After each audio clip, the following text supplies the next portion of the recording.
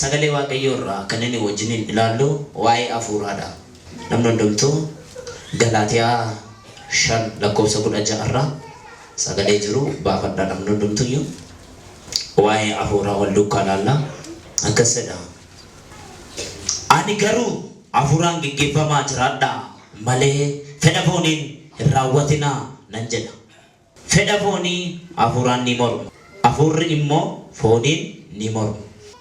Waa'ee hojii foonii mul'ata akka inni ta'e warra hojii foonii hojjetan jireenya akka isaan hin qabne warri hojii foonii hojjetan booddeen isaanii dhummi isaanii fokkisa akka inni ta'e macaafni qulqulluun Galaatiyaa 5:19 irraan dubbata.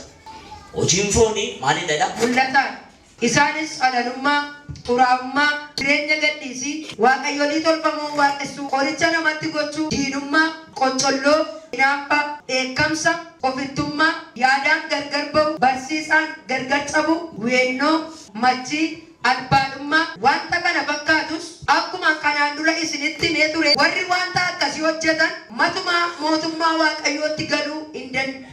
Matumaa mootummaa waaqayyootti maal hin ta'a? Galuu akka hin dandeenye. Ammas isinitti nan hima. Baay'een keenya waldaa kiristaanaa gaafa dhannu waa sadii barbaada. Inni dhukkubsate fayyuu barbaada. Inni yoome sooromuu barbaada. Inni balbala hojii isaatti cufaa ta'e balbala hojii isaa bana akka inni ta'uuf barbaada. Macaafni qulqulluun gaafa dubbatu bartootatu hin gunguman waa asaasanii dubbannaan Yesuustu jecha jabaa tokko jedhe. Sooressi mootummaa waaqayyootti galuu manna gaalli qaawwaa limmuu keessa boqotu salphataa jennaan yaaddaan hin gunguman. Waan isaan keessa jiranii fi deemsa isaan deemantu waan waaqayyo dubbate wajjin wadhiita. Yesuus achitti kan inni dubbate kan inni adeemu yeroo hundumaa mootummaa waaqayyoo qofaaf. Isaan garuu michoonni lafarraa duwwaadhaaf. Isin maaliif raafamtuu jedhe namaaf kan hin danda'amne waaqayyoof maal ta'e hin danda'ama jedheetu jecha tokko jedhee namna naaf jedhee jedhe qabeenya isaaniis handaara isaaniis waan hundumaa dhiise na duukaa bu'ee fannoo gobaat lafarratti dachaa dhibe.